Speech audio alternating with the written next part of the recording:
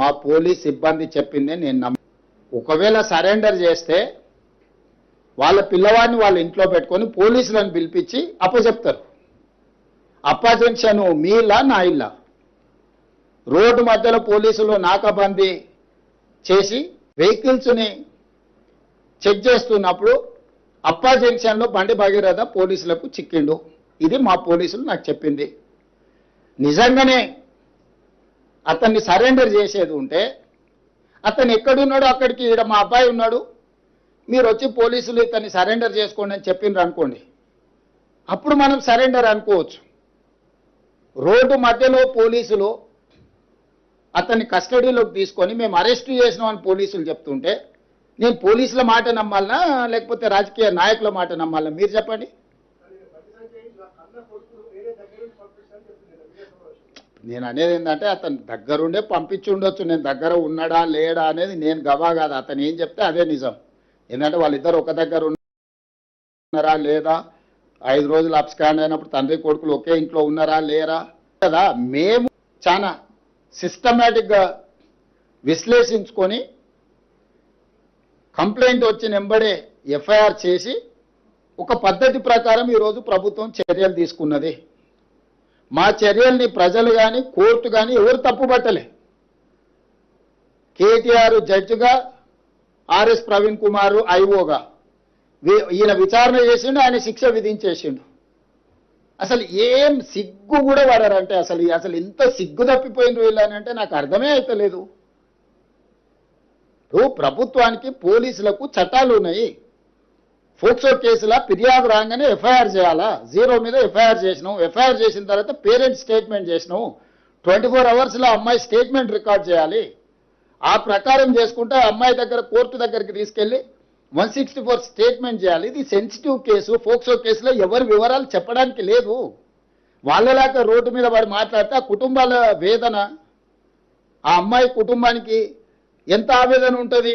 వీళ్ళు అడ్డగోలుగా ఇచ్చేసి ఆ అమ్మాయి ఫోటోలు పెట్టి, ఆ అమ్మాయి తల్లిదండ్రుల ఫోటోలు పెట్టి, అసలు కేటీఆర్ అనేటోడు అసలు మనిషా? ఎవడన్నా మనిషి ఇట్లా వ్యవహరిస్తాడానికి? రాజకీయాలు కావాలంటే ఎన్నికల్లో కొట్లాడు, ఎన్నికల్లో ఓడించు. రాజకీయాల్లాగా చూడాలి, సమస్యలాగా చూడాలి.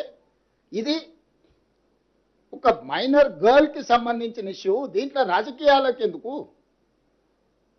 ప్రభుత్వం ఒక పద్ధతిలో చర్యలు తీసుకుంటున్నప్పుడు అందరినీ దీంతోనే మొత్తం ఒక మైనర్ అమ్మాయిని అడ్డం పెట్టుకొని రాజకీయంగా ఏదో సాధించినామని ఈ శాడిజం ఏంది? ఇది శాడిస్టిక్ ప్లెజర్ కాదా? నేను అదేనా చెప్పేది, వాళ్ళ గురించి ఇప్పటి దగ్గర చెప్పింది. శాడిస్ట్ అని నేను చెప్తుంటే మళ్ళీ నువ్వు ఇంకేదో కొత్తది అడుగుతావేంది? వార్తలు వచ్చినాయి, తప్పకుండా నేను కలెక్టర్కి చెప్పిన ఇమ్మీడియట్గా వెరిఫై చేయమని. నేనేమంటున్నానంటే ఎక్కడైనా ఏదైనా సంఘటన జరిగితే ఆ కుటుంబాన్ని ఆదుకోవడమే కాకుండా దాని బాధ్యులైన అధికారుల మీద కూడా చర్యలు తీసుకుంటున్నాము. కొన్ని దగ్గరలో సంఘటనలు జరగలేదని మేము చెప్తలేం. కొన్ని ప్రభుత్వం దృష్టికి రాకుండా లేకపోతే కొంతమంది నిర్లక్ష్యంతో కొన్ని మిల్లులోలు టీఆర్ఎస్కి అనుకూలంగా ఆ మిల్లులు గత ప్రభుత్వంలో 1000 కోట్లు కొల్లగొడితే వాళ్ళ మీద పీడీ యాక్ట్ పెట్టి కేసులు కట్టి కోర్టు నుంచి తెచ్చి అరెస్ట్ చేసినాం. ఇప్పుడు లారీలు ఐకేపీ సెంటర్ల నుంచి లారీలను నింపి మిల్లుల దగ్గరకు పంపిస్తే మిల్లర్స్ కొంతమంది టీఆర్ఎస్కి అనుకూలంగా ఈ టీఆర్ఎస్ నాయకులు పోయి వాళ్ళని దించనీయలేదు. రోజుల కొద్ది ఆ లారీలను దించకుండా ఆపడంతో మళ్ళీ కొత్తగా ఐకేపీలో సేకరించిన ధాన్యాన్ని రవాణా చేయడానికి వాహనాలు లేవు. ఈ ఆర్గనైజ్డ్ క్రైమ్ చేస్తున్నారు బీఆర్ఎస్ వాళ్ళు. ఇప్పుడు టీఆర్ఎస్ అంటే కొత్త వాళ్ళు వస్తారు. మరి నాకు ఇదో సమస్య వచ్చి పడ్డది, ఇదో దరిద్రం మళ్ళా తోడు. డెఫినెట్గా గుర్తించిన సమయం సందర్భం వస్తుంది. ఒకేసారి నేను చెప్పేది అదే. మీరు ఇప్పుడు బండి భగీరథ్ గురించి నిన్న అడిగినారు. కేటీఆర్ బావమార్తి ఫామ్ హౌస్లో డైరెక్ట్గా డ్రగ్స్ తీసుకొని దొరికితే ఎందుకో కేటీఆర్ మా బావమార్తిని ఒంగబెట్టి పిల్లలు వాళ్ళగొట్టని పోలీస్ స్టేషన్లో పోయి కోదండం ఎక్కించండి అని ఎందుకో చెప్పలేదు. మా బావమార్తి దీపావళి పండుగ చేసుకుంటుండు, చిచ్చుపుట్ల బదులు సారా బూట్లు పెట్టుకున్నాడు. మా బావమార్తి బతిపూల బదులు గంజాయి పూలు లేకపోతే కొకేన్ పెట్టుకున్నాడు. మీరు ఎట్లా అరెస్ట్ చేస్తారని బయటకు వచ్చి మాట్లాడాను కదా. ఈ సిగ్గులేనోడు మరి బావమార్తి ఫామ్ హౌస్లో డ్రగ్స్తో దొరికితేనేమో కేసు కాదు, ఇంకో ఎమ్మెల్సీ కోడి పందాలతో దొరికిండు, దాని మీద లేదు. ఇవాళ నేను చెప్తున్నా అధికారికంగా దుబాయ్లో చనిపోయిన కేటీఆర్ మిత్రుడు ఆర్థిక లావాదేవీలు వాళ్ళ ఎమ్మెల్యే ఎక్స్ఎమ్మెల్యే వాళ్ళ ఫామ్ హౌస్లో డ్రగ్స్తోని పోలీసుల మీద కాల్పులు చేసి దొరికిండు.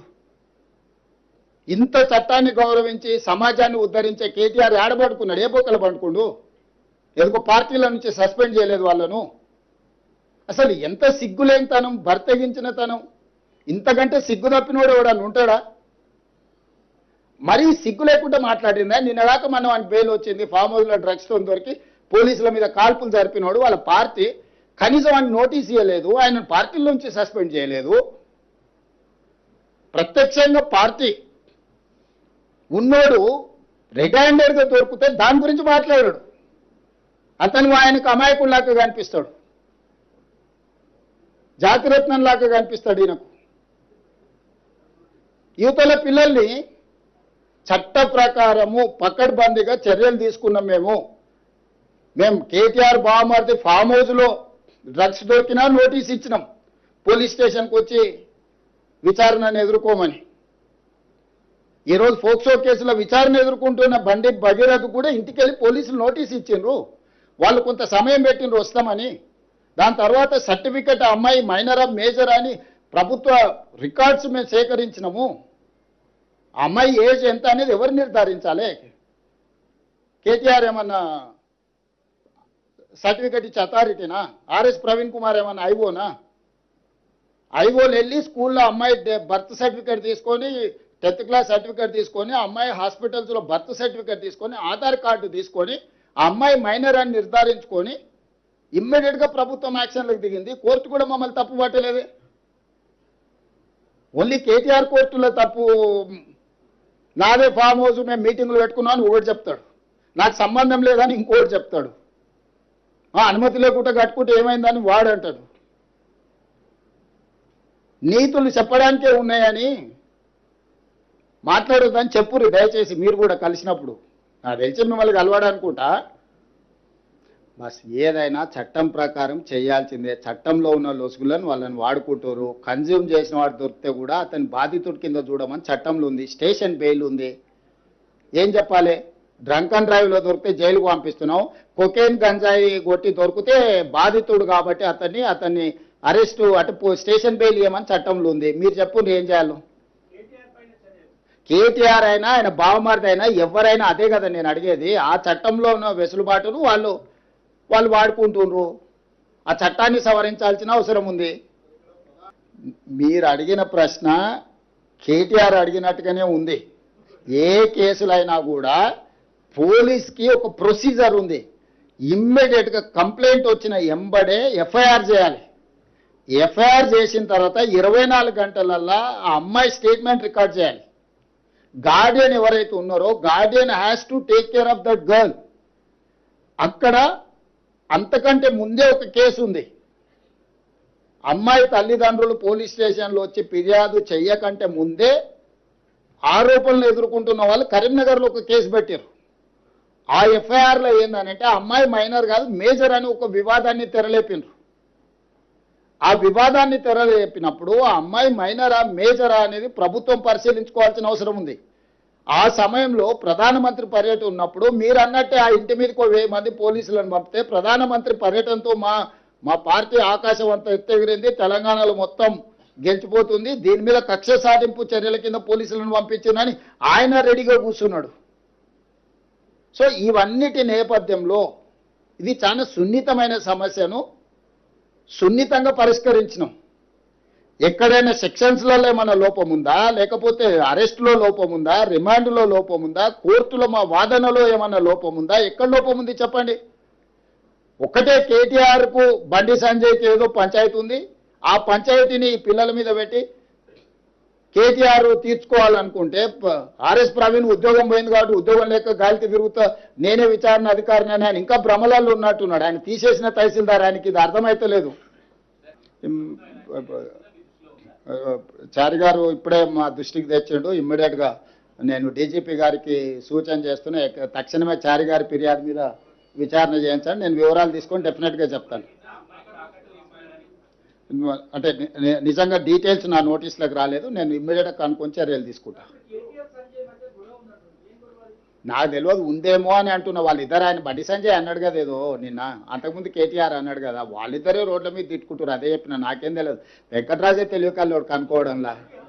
ఇప్పుడు ఆయనకు లేడీకి లేచిందే పరగాని కేటీఆర్ ఏది అనుకుంటే అదే అనుకుంటాడు. కల్వకుంట్ల రాజ్యాంగం అనుకుంటుండు.